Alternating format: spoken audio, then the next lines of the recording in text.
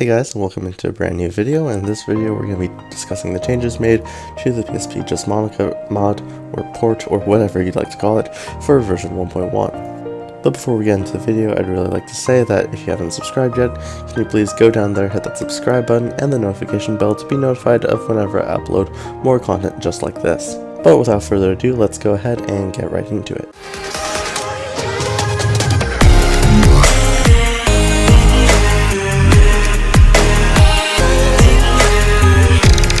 So the PSP Just Monika mod, which is kind of a weird thing in itself. It's not really a port of DDLC, but it's also not really a port of anything.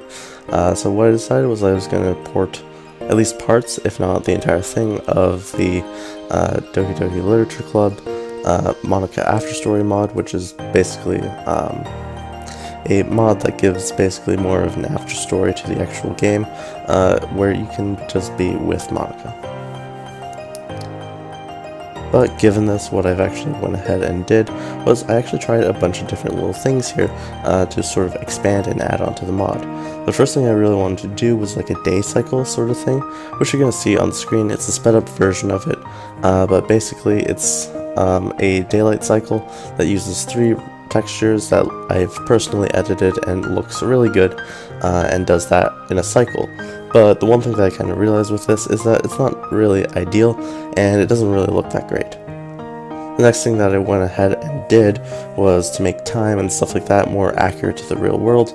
I basically used a lot of sprites from Monika After Story, resized them, reformatted them, and did a bunch of things like that in order to actually just make it a lot nicer looking and stuff like that, and to actually add in a proper sort of background and weather sort of system to it. So right now, basically, the game will detect whatever time it is. So if it's like 9 p.m. or something, it's going to be dark out. If it's basically like 12 p.m., like at the noon, it's going to be bright. And if it's sometime in between, like 6:30, let's say, that's somewhere right now, since it's summer in the northern hemisphere, that's about where the sunrise is. And what I did with the sunrise and sunset system is that it does track to the actual northern hemisphere, and basically whatever time of year it is, whatever month and day in the year it is, it's going to basically try to calculate essentially where the equinoxes are, and it's going to average closer and closer to those as time goes on in a sinusoidal function. This basically means that as the year goes on, the sunset and sunrise times in the actual game itself are basically modeled after those in real life. And basically the model I've used is one that's basically the mid-northern hemisphere, so that it has a certain degree of variance to it, which is almost always correct. Now, of course, I should probably add a southern hemisphere to this, but it's just a sort of cool effect. The other thing I did was that I also added in weather. So weather is basically on a weather cycle. I might do it eventually so that it's a deterministic algorithm where, based on the day of the year, it's going to be able to spit out a weather sort of forecast where, okay, it might start off sunny, get overcast, go back to sunny, or maybe it starts off as overcast and then goes into rainy and then goes back to overcast, stuff like that. It's a little detail and it doesn't really matter too much, but it's just something that I've been paying attention to because I really want to pay attention to details.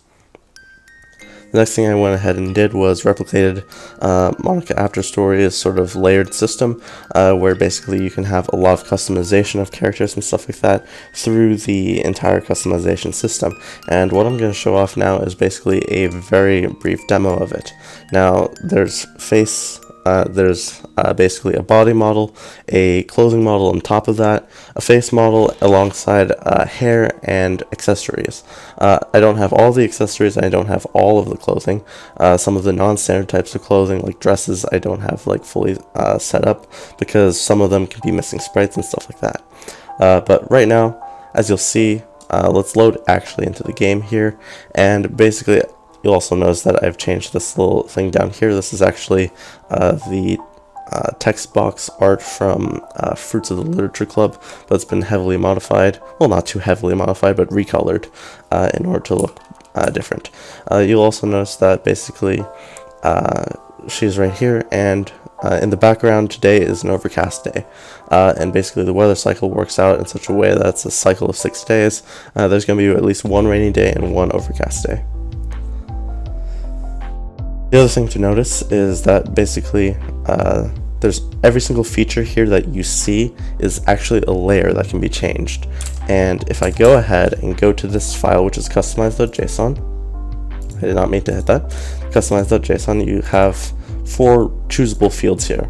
Now all of these things over here are actually modifiable if you know what the proper and appropriate values are for them, but they will be changing because of just the nature of the game, is that if the character has an expression for a specific speech, it's not going to be as good, and it's not going to apply correctly. So that's why I'm just having this here now for testing purposes. They won't really be doing anything too much. So from the customizable fields that we have hair, outfit, pose, and ribbon. So the hair lets you choose from her normal upright here, and then you can choose one, which is down. So if I restart here, you're going to see that it's down. And then number 2 is down, but with a second strand, I think, or no, a single strand. That's it, on the right side.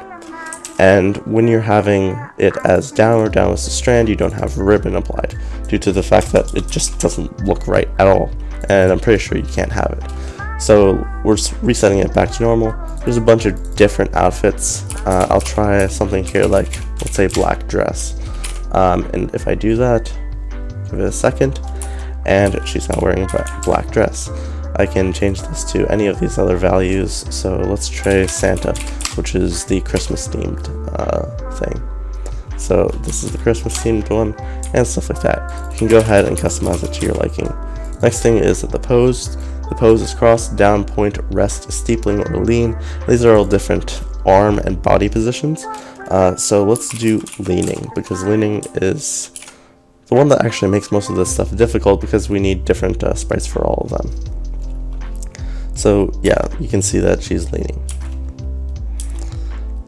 And then the last thing that I want to show off is that you can change the colors of the ribbons. So there's all these different colors: white, black, blue, dark purple, emerald, gray, green, light purple, peach, pink, platinum, red, ruby, sapphire, silver, teal, white, wine, and yellow. These are a lot of different options here, and personally I like a few of them, including like light purple. I think it looks really nice. It's sort of a lavendery fill. It's a little bit different than the standard one, and you'll just notice that. So currently nothing has really changed with her overall dialogue. That's still something that I need to get on working on and stuff like that, supporting actual lines and stuff and interactions from the Monika After Story mod. But I think it's pretty that's something that's going to be coming in the next few updates, and probably the majority of these updates, so it doesn't actually matter too much to me. I'm going to reset this back to white, and then I also want to go over the fact that basically the way that I've done this all is that it's very extensible, so that basically what that means is that I can go ahead and, let's say I want to add in a new pose. I go into assets, and then I can change poses.json and add in a new pose, let's say like lean to or something, and then requires different arguments here. And it's very simple and easy to add new poses into the game. So currently what I've done with all this customization is that I've actually looked ahead and done a little bit of calculations, and based on my calculations on every feature that is implemented currently, I believe we have 13 million possible combinations, which is a pretty crazy number when you think about it. 13,996,800 different combinations. If I were to implement the remaining 4 outfits, that would bring that total up to 23,328,000. And basically with all the accessories that I still haven't added, I've only added in the ribbon, but there's a bunch more, so I could definitely probably end up having somewhere close to 1 billion combinations of different sort of clothing, facial expressions, and everything, which is a pretty cool feature to have for basically a very, very small game. One of the things that entertains me the most, however, is that basically, due to the way that the background works, on October 31st, you will see Halloween decorations. Alongside, you'll also be seeing Christmas decorations on December 25th. Both of those will be on screenshots on screen. But going on past that, one of the things that I really like about this is that it's had a lot of attention to detail, and it's been a really fun sort of process to keep on working on, and I really like this sort of project. The other sort of thing that I also want to mention is that currently I have a PSP 1000 version and a 2000 plus version. So the 2000 plus version has more detailed sprites with finer resolutions, which makes everything look a lot nicer. This is due to the fact that basically you can run out of memory on the 1000 models, which basically would instantly crash the game. So to prevent that on the 1000s, I've downscaled all of the textures in such a way that it just basically saves a lot of RAM. And by doing that, basically it also improves performance because there's less texture fill. So on a PSP it runs at like 30 FPS, on a 1020 something on the 2000. This is just simply due to the fact that there are so many textures that need to be drawn to the screen, and that's just sort of the side effect of it. Another thing I want to mention is that there are ambient sound effects for rainy days and stuff like that, with thunder and lightning sort of sounds alongside of the consistent and persistent rain sound, and that's a lot of more details that I just have implemented. So while on the surface it looks like it's a very simple sort of game, if you actually take a look right underneath the hood, you'd start to notice that, wow, there's a lot of attention to detail. And I look forward into the next weeks, and probably next several months, finishing up this port of Monika After Story, because I find it a really fun process to do. But that's going to be the end of the video. Before I go, I want to say that the releases are both in the description where you can actually download them. There's instructions on the page. It's pretty much the same thing as last time, and as you've seen me do here, you can also customize the character in the way I just showed you, just by adding a simple JSON file, which is basically a text file. So thank you guys for watching. Please like, comment, subscribe, and I'll see you guys later.